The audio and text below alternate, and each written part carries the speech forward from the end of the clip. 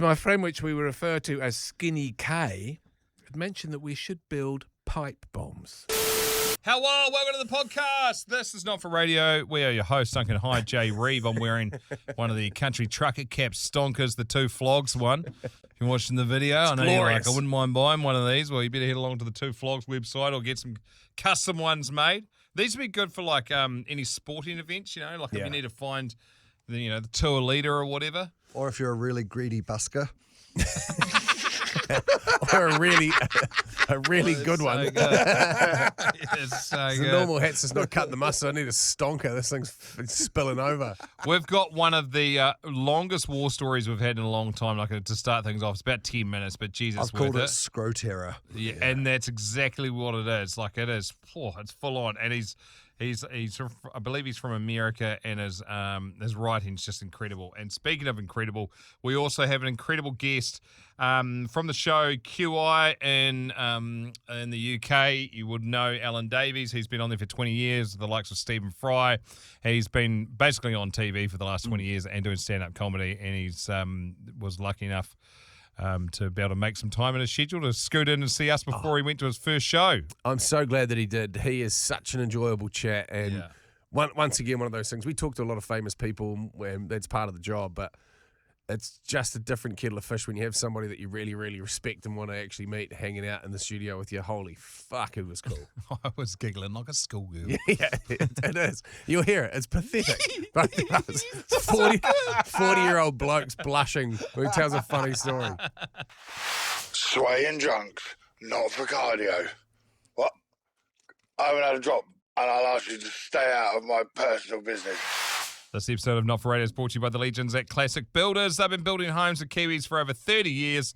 They've got teams all over the country so you can get that national muscle, but with local tradies who actually know your patch. Attention, snipers! Gear up and hold your positions.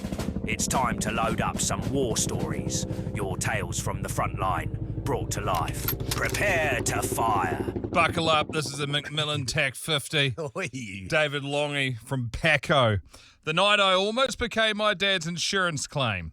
All right, gather around because this one's got everything. A cammed out Mustang, a brand new F-150, terrible decision making, and a testicle doing things testicles are not supposed to do. That's the genesis of a great story. So picture it, I'm 20 years old, couple of years into college, still living at my parents' place because, hey, it was close to campus and free rent is fucking free rent. It's around 11, maybe midnight. Honestly, the whole night's a bit of a blur, probably because of what happens next. Not because I was drinking, I promise. My buddy texts me, wants to hang out, smoke a little. Great, normal Friday, except my car, a Mustang GT, fully cammed, long tube headers, the works. Sounds like a fucking jet engine having an argument with a chainsaw. Waking up the neighbours at midnight, not an option. So naturally, instead of just walking to my friend's place or literally anything sensible, I decided the smart move is to put the car in neutral and push it out of the garage myself, down the driveway, away from the house so I can start it without waking anyone up. A completely normal, well-adjusted 20-year-old plan. Now, here's the scene. My dad's truck, brand new F-150, his pride and joy, the truck he loved more than several of his own children, presumably. And there I am, walking backwards, staring a 3,400-pound Mustang with one hand through the open driver's window. Fuck, here we go. Like I'm some sort of car whisperer. Reader, I am not a car whisperer. The car starts drifting towards the truck. Now, any reasonable person at this point hops in the driver's seat and hits the brake. That's the move. That's what brakes are for. Did I do that? No. I decided the correct course of action was to stop a 3,400-pound vehicle with my hands. My 100-pound, 20-year-old hands. I want you to sit with that decision for a second. Because I certainly didn't. Shockingly, my arms did not work.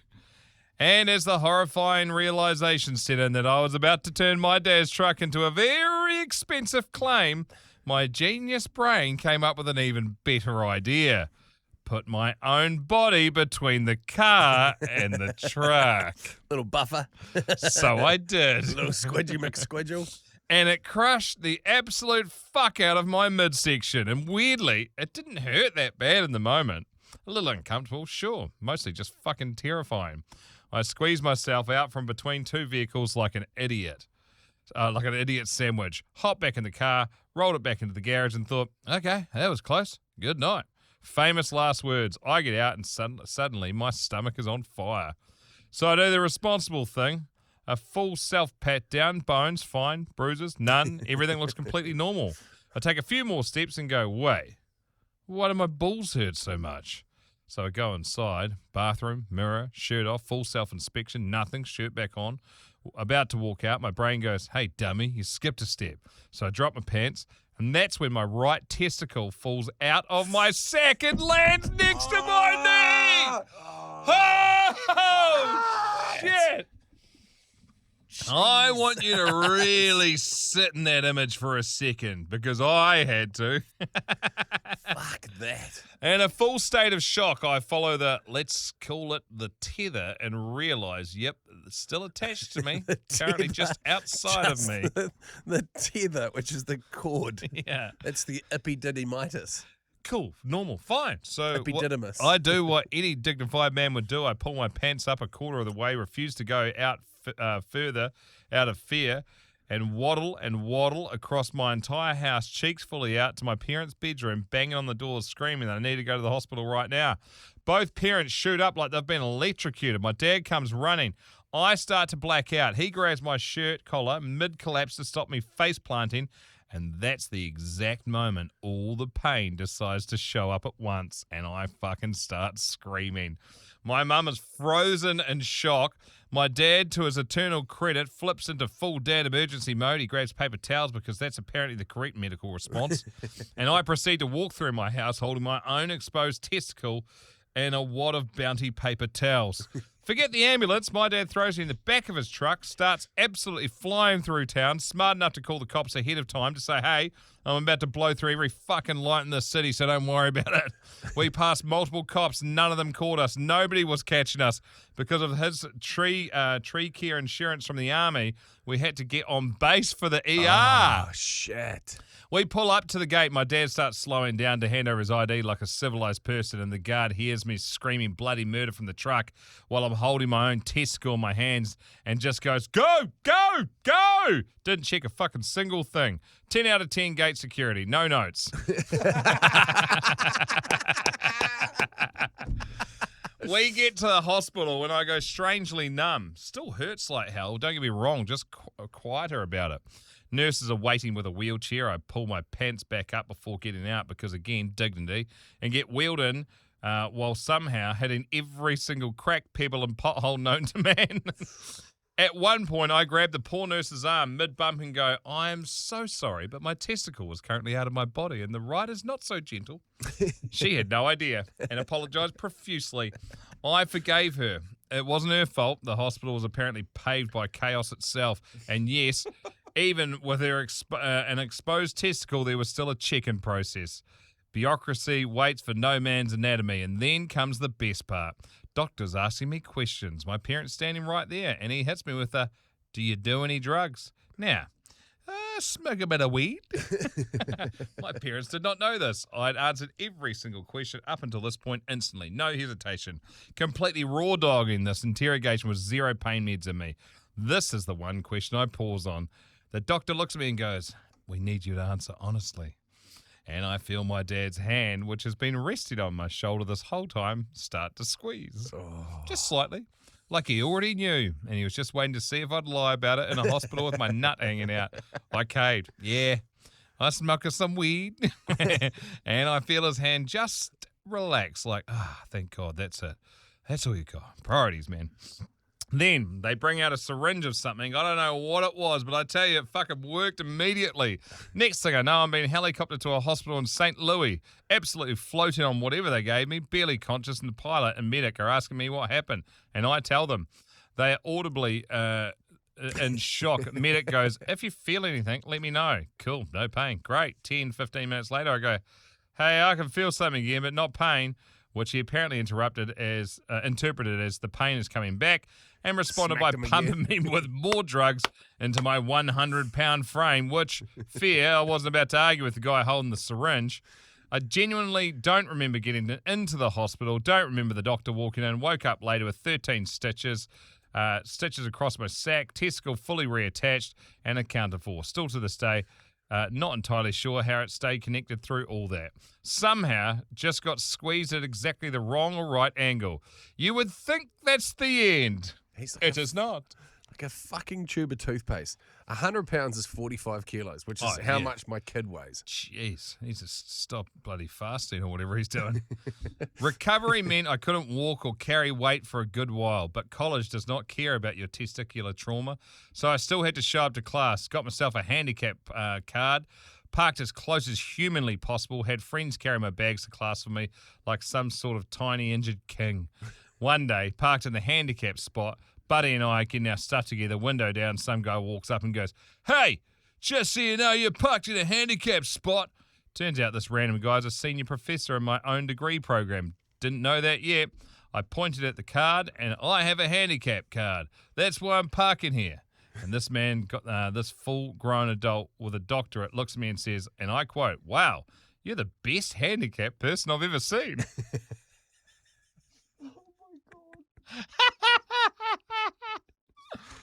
Fuck! Now, I like to mind my own business. I wish more people minded theirs. This man did not extend me that same courtesy. And then he chose to do it in the middle of the campus, surrounded by 50 to 80 students walking to class. So I got out of the car, closed the door, and said, "Well, I have a serious injury, and that's why I have the card." Then, getting progressively louder, I blew my nuts out. I have 13 stitches across my sack. And by the end of it, I am full-on screaming across campus, "Do you want me to take my pants down? Do you want to see my nuts for yourself?" The man took off, full speed, walking in the opposite direction, and I, still recovering from testicular surgery, mind you, followed him, still yelling, "Do you want to see, or are you going to mind your own fucking business from now on?" So it took about 2 to 3 months to fully recover, and to this day, still get the occasional ghost pain in my right nut. A little souvenir, a reminder that brakes exist for a reason, and that hands are not, in fact, load-bearing. Thanks for listening. Just a wee thanks for listening. That is a classic Builder's classic yarn, if ever I've heard one. Yes, absolutely. Lock it in, Eddie. Lock it in. This is the Classic Builders Classic Yarn. How many times have you messed around with vehicles and realized that you are just insignificant comparative to the weight of them? Like Once they start to go, it's like a Harley though, eh? Once it goes past the point, you've got no fucking chance. Yeah. Shit. I was bringing my bike off the back of my mate Sid. He had this Rhino Chaser Land Rover, which was fucking awesome. Mm-hmm. We used to head out to go motocross riding in the mornings at Woodhill, which is out West Auckland, when the entire Western Motorway would be bumper to bumper coming in, and he'd just drive at like 60 k's in the fast lane on the barrier, pulling the fingers at everyone going to work the whole way out there with 2 dirt bikes on the back. That one story just sums up Sid so perfectly, eh? Fuck, he's a rogue human. He is the absolute man. But yeah, I was backing my bike off, and it was because it must have been, I don't know if it was a Triumph or the Harley. Must have been the Harley, because the brakes were on the other side, and so the brakes jumped across anyway. This thing started to go and was going to flip over on the other side of the ramp.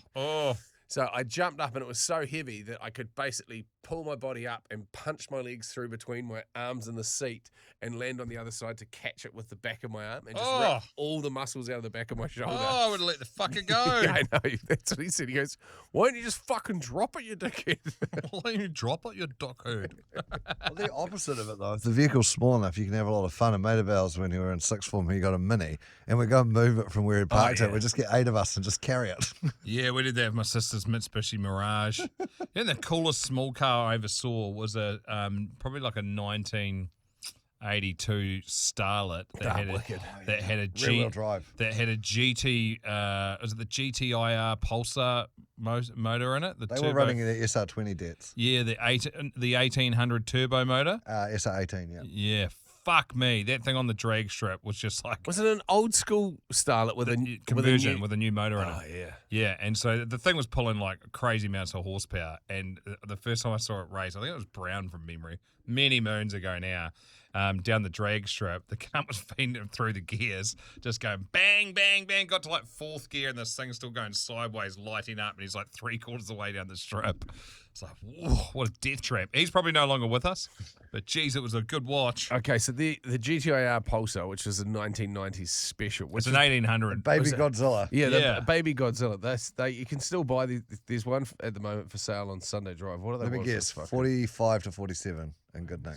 Here's the number on the. Jeez, they're that much now. That's They so were much fun. they were though. they were fucking. There's a couple of the punchy old, back then. the newer That- Starlets. Remember the Galanza 60 turbo grand. ones? There you go. That's it. 60. They were one of the only cars other than Rolls-Royce and the very rare editions of the Pulsars that come with a mounted umbrella in the door. Yeah. Oh, that's so sick. They go for crazy money now if you got one of those umbrellas. Well, the umbrellas do, Oh, yeah. because there's just none left. Yeah. They've been replaced with aftermarket ones and But stuff. they were one of the first things that Bogan would chuck out of the car. You're not keeping the umbrella They when were you just. buy one of those. They are were you? so fast. Such fast cars. There's My a real sister's period boyfriend there had where one. like everything was coming out was fast. You had all the WRXs that were coming out. Even You the had little all the- GT Starlets. Yeah, the that came GT Starlets that were like Is 1300 it turbo. that they were all that fast though, or is it that now we've just become so used to like everything comes out with 300 horsepower? Right, you know, like the scale is not like your original Skyline on paper was only like 120 to 170 horsepower, right? If we took the turbo one. Yeah, for the RB20. For Yeah. the RB20 Turbo, I think factory was like 176 horsepower. Anything that comes out with that now, you're just going, oh, that's useless and underpowered, you know? Even your family commuter cars, your Camrys, the 310 horse. Well, that's because we all started driving, so we either had like Datsun 120Ys or like Mark II Escorts or something in that realm, you know, or like a Corolla or a Corona, or the, you know, they were just, you fucking couldn't pull the skin off a rice pudding with these fucking things. They were absolutely gutless. And then all of a sudden, somebody turned up with a GTIR and would just like fucking valve bounce the thing down the road, just fucking. Yeah. I shattered the bottom end bearing of my S14 coming onto the Western motorway. Just and then a horrible sound like a grater going into an incinerator and a lot of smoke and a lot of slowing down very quickly. Oh shit! What? Remember when they? So that was the first like wave of them. Was like WRXs, Evos, the Pulsars, The Evo 1, 2, and Starlets. 3 were quite cool because then everyone got those. The Lancer, just the fucking bulk standard Lancer, and got an Evo But the 3 body kit kit, on it. yeah. My mate had one and he got it. And he bought brand new rims for it and lived out West Auckland. The first day he put the rims on, came out to it on bricks the next day. Oh, brutal. Yeah. And then Well, I bought one for my mum, right? So we found this. She was shopping for a car. She goes, my budget's $5,000, and it's almost like that. It's a Lancer, not the Evo, but it's got 42,000 original Ks on it. Wow. I found it online, and we went and hunted it out. And it was this old lady in Papakura. She'd bought it from the dealership round the corner from where the house was. What? She had it her whole life in the garage, driven it to and from the shops. And the lady would like, when I saw it, I was like, no way, it's only done that many Ks. Took my mechanic mate, and immediately I was like, I'll buy it right now. I'm sure that the people nicking rims used to be way more, used to happen all the time. Yeah. Like everybody have a nice car, get decent mags on it, and they'd be fucking nicked overnight, or their car would be stolen. I don't know a single person that's had their fucking rims nicked for the last 30 years. Because they got cheaper, you know, I they think started so. shipping them out of China, yeah, they making used to be like knockoffs. and $5,000 for a set. Now you can get a set for like $1,200 or something. And then remember when they started importing, I don't know if this happened in the North Island, but it was like all the big, massive touring Toyotas. They're like super comfortable sedans with huge wide wheels on them. Sephiros. Bigger than that. We're talking like Crowns and Mark IIs and like the JZXs and stuff. Yeah, they were huge, and they had these massive big body kits on them, and they'd be like 3.5 litre twin turbo automatic things, and they were just basically like driving a lazy boy on the road, and they were fucking epic. But no one would buy them because they just chew that much gas. But fuck, they look sick. I always wanted one. The nicest cruise down to Cooney I've had recently is my brother's got a Toyota Crown. What year? Like Again, the when old anyone school? in my family buys a car, I go and buy it for them, and I buy cars that I would want. It's a 2005. Yeah. And this It's thing got like the curtains in it, the lace yes, curtains. you Has it sit got in the back- presidential you extra sit in leg the back, space? and it's got the blinds that come down on either side and at the back if you want, and you can adjust the seat in front of you from the back. Someone's sitting in the front, you can be like, move forward, mate. I'm the businessman. And that thing, like I drove my Beamer down there. I've gone down in like SUVs and stuff like that. That thing just like what pothole. You just go over it and there's nothing. It doesn't even hold. It's just- Amazing. But they're still punchy. Like they still cost a about- bit, Between 8 and 10. Yeah, it was about 7.5, 8 grand Yeah. for that one. Yeah. Jesus, good. Fuck, I tell you what we did see. This is shit car chat, but we found a Bentley GT Continental. Oh, yeah. $30,000 for 40,000 Ks on this thing. It would have come out. Would have been worth $400,000 when it was brand new. Yeah. 6-litre V12. This thing is worth 30 grand. fucking Yeah, worth bro. buying. It's in amazing. Christchurch. It must No, be fucked. it's that gunmetal grey with all red leather interior. It's so sick. It's sick. We Like, not that that's should even, put a link in the show notes so someone else can buy it. I reckon we One of should our New fucking all Zealanders. just go thirds. 10 grand each. Have a little roster going. Little show car. Be pretty fucking loose. It'll cost us that much in fuel after the first month.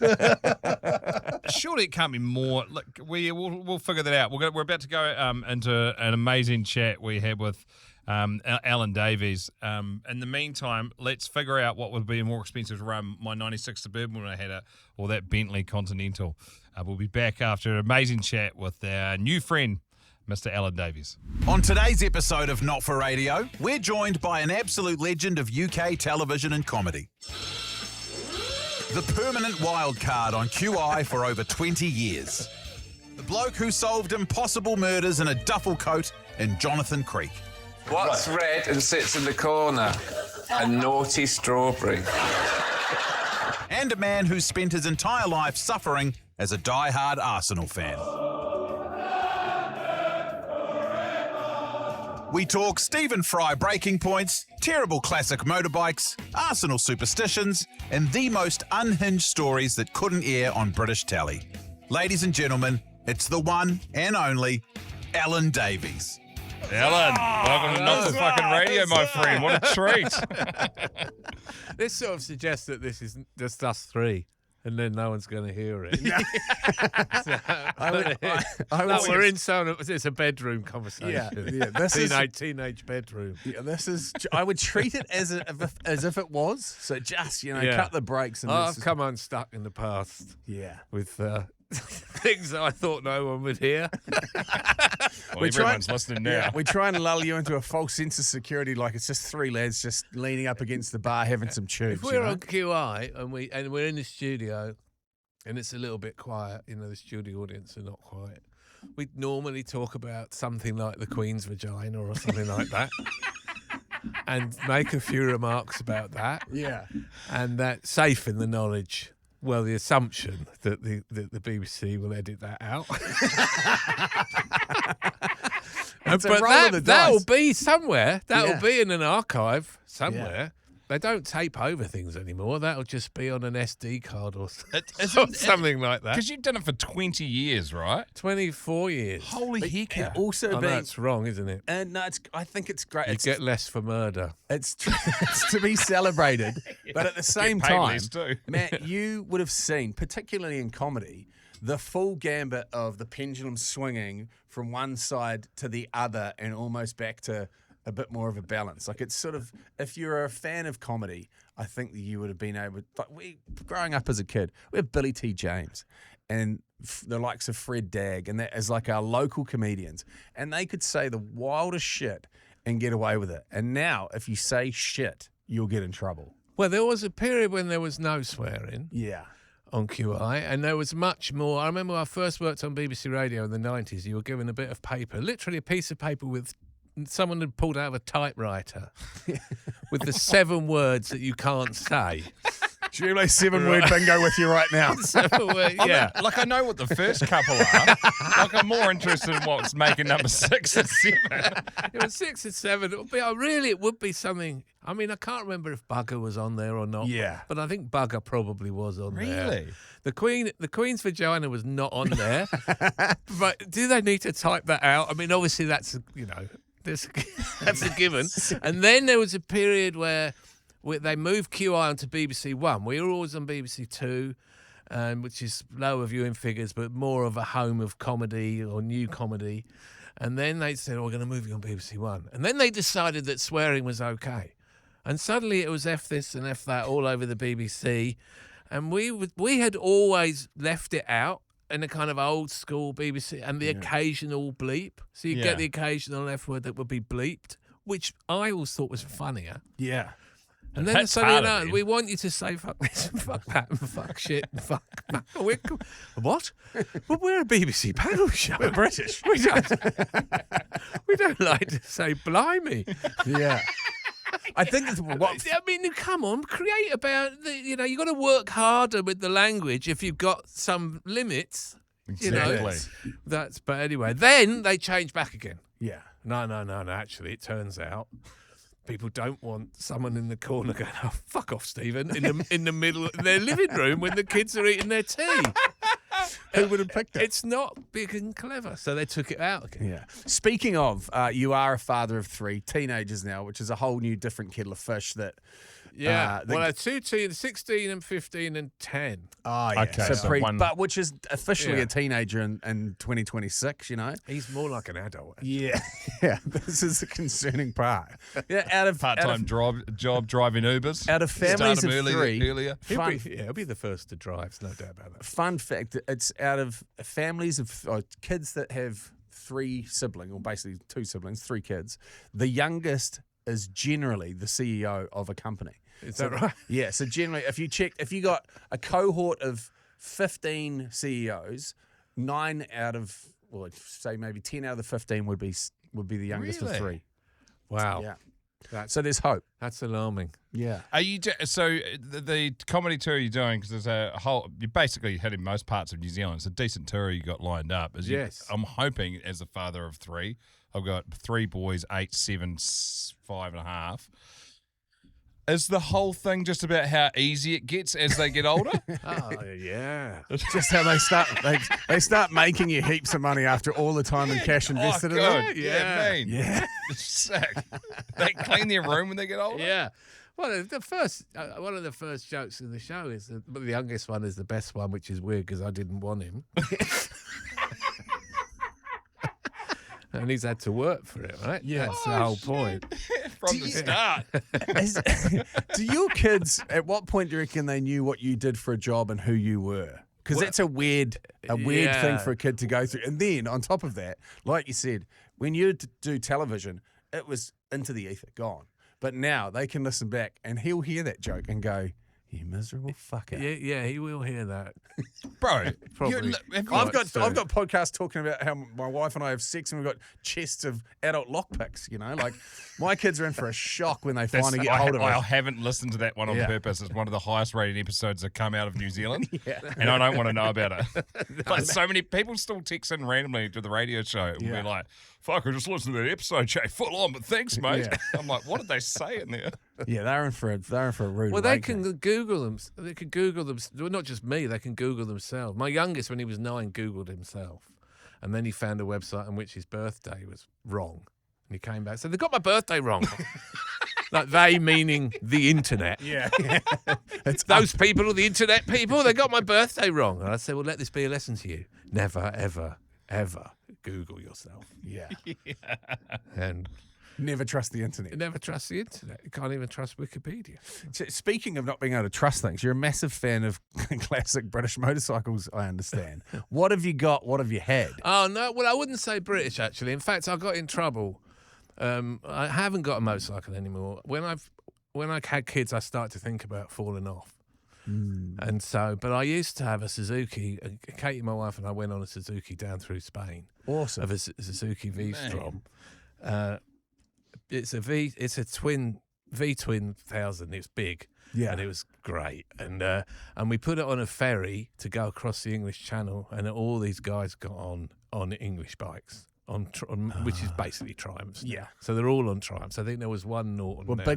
the big Tiger off-road, 15 silver cases all over it, looking like a fucking camper van. And some of those, and also the odd retro Yeah. Triumph. They brought a couple of those out, which have got some chrome bits on. I don't even think they use those. No, I just they think would- they're stuck on the side. They would have been just like the T120s, but they would have just been looking modern. They would have been 2008 models, because anything prior to that was just a fucking nightmare. Well, it doesn't go anymore. Yeah. Right?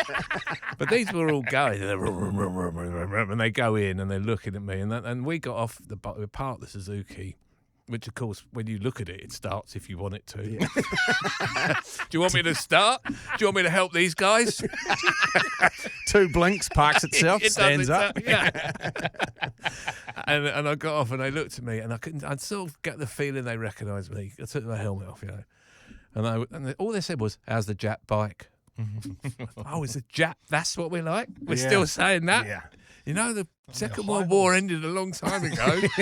What are you going to? What? Granddad was in a camp. Was he in Bridge over the River Kwai? How's the Jap bike?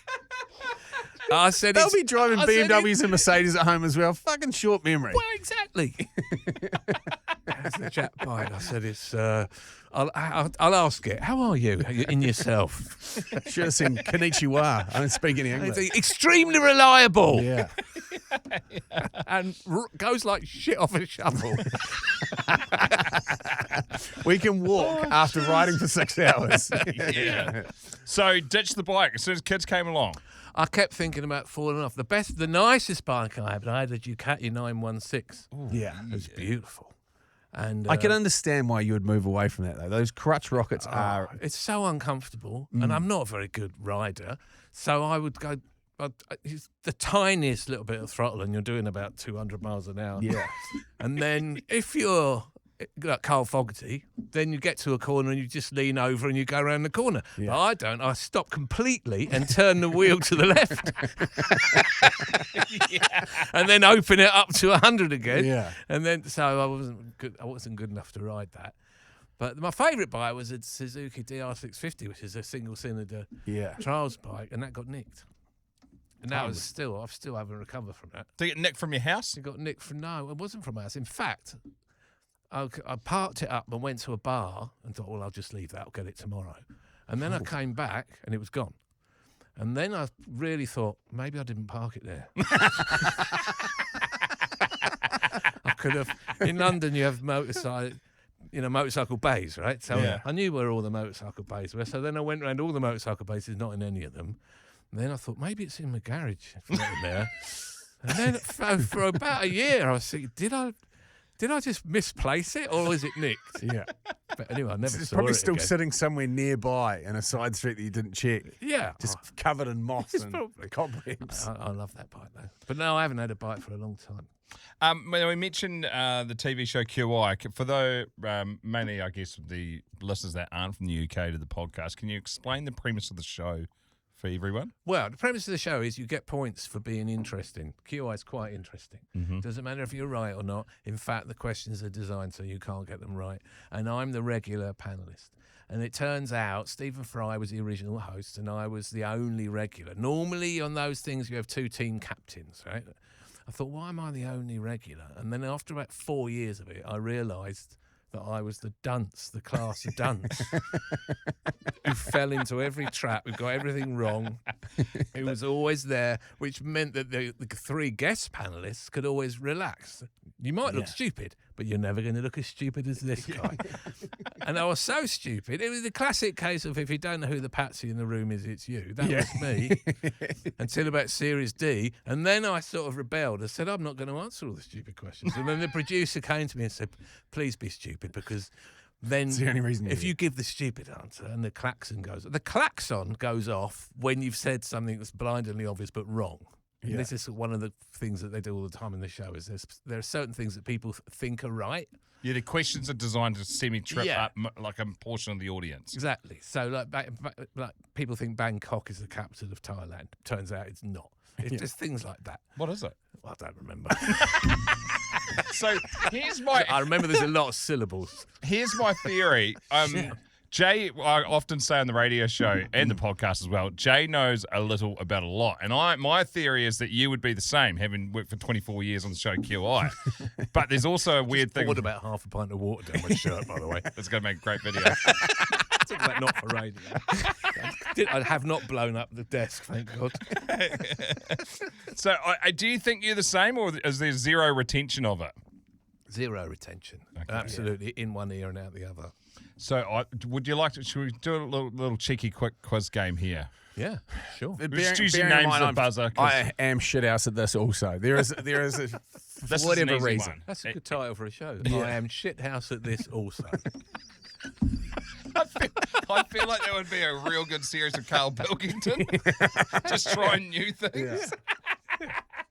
Okay, the first question is the easy one. What was the original medical reason the chainsaw was invented back in the late 1700s? This I am aware of. Oh, yeah?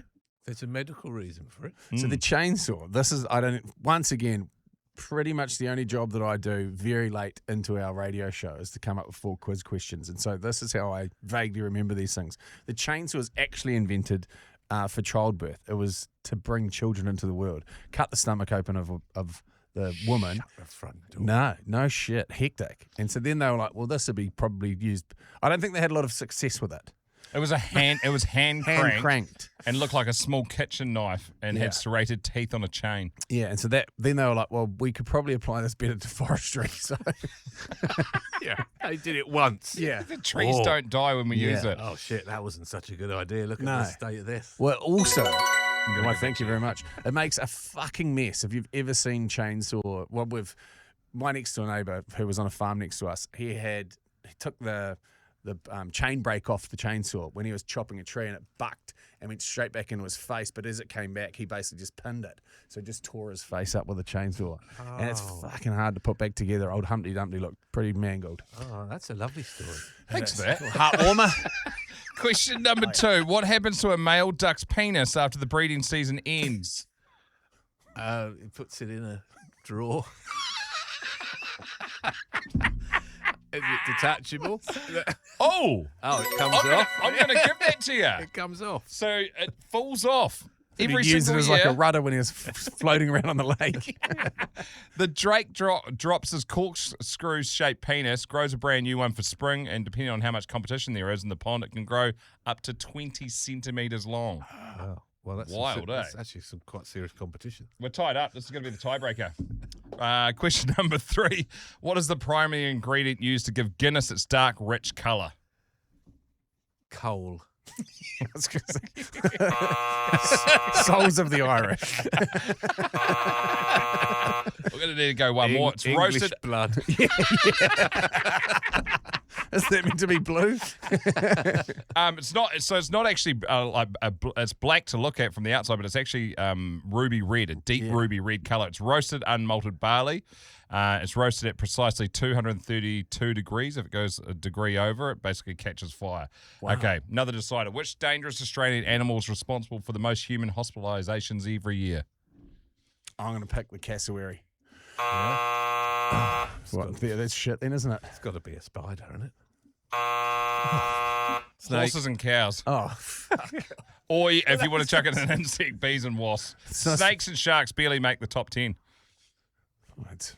The sad thing is about the English is they've done many things, but they brought horses and cows. Yeah.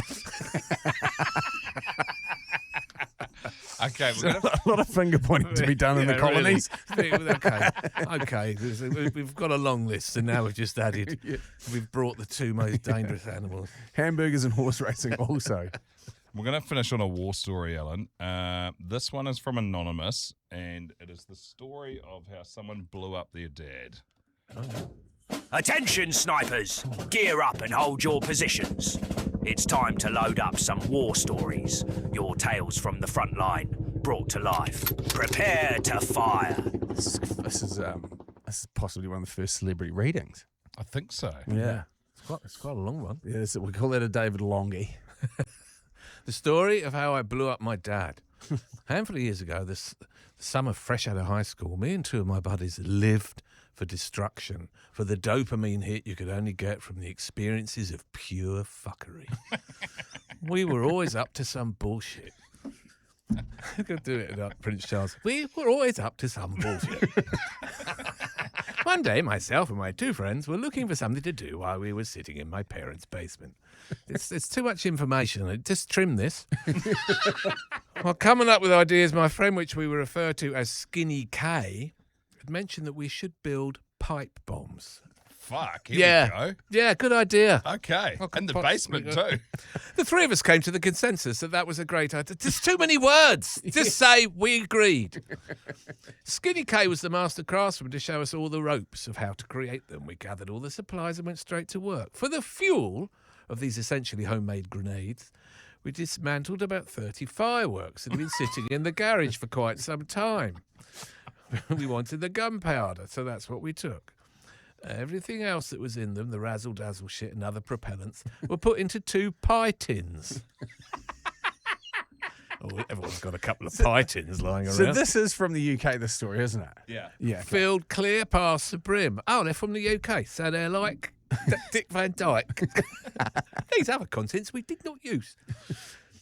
When it came to dispose of them, we thought it best not to put them in the garbage because we figured they would blow up the garbage truck or something along those lines. So we decided the best place to put them was under the backyard porch and dispose of them somewhere else, which never ended up happening. After we'd made the pipe bombs, we had a grand old time blowing up whatever we could find.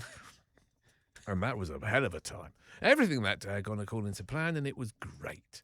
Some months had gone by till we landed on the fateful day of where the result of making pipe bombs and dismantling fireworks all went to living shit.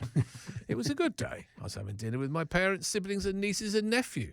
After dinner had finished, I went to the basement to watch a show. Yeah, a show. I understand. After my dad had gone out to wrap up on some yard work. Now, that doesn't sound very English. We don't say yard work. He had to go cut the edges around the lawn with the gas-powered metal blade edger. What? What's he got? A gas-powered edger? It's a weed whacker with the with the solid scissor tip on it. I'm sitting in the basement watching my show. Dad's working in the yard. I hear a sound I can only compare to an explosion from an artillery cannon.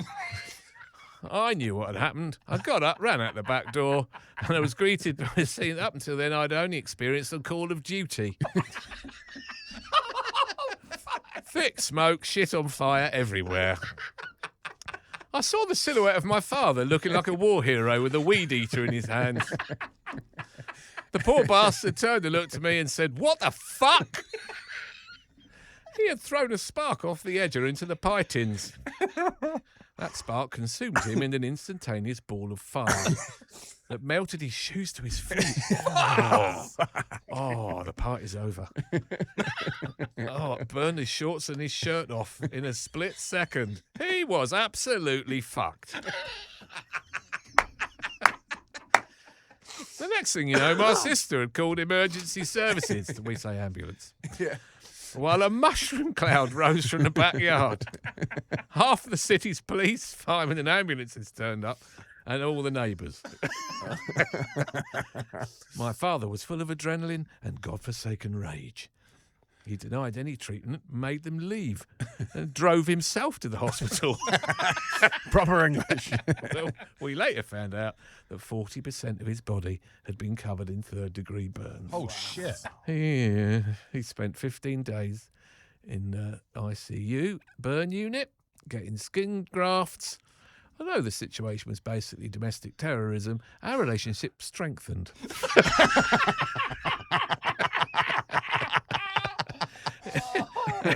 He ended up making it out all right after going through the next year of the worst pain of his life.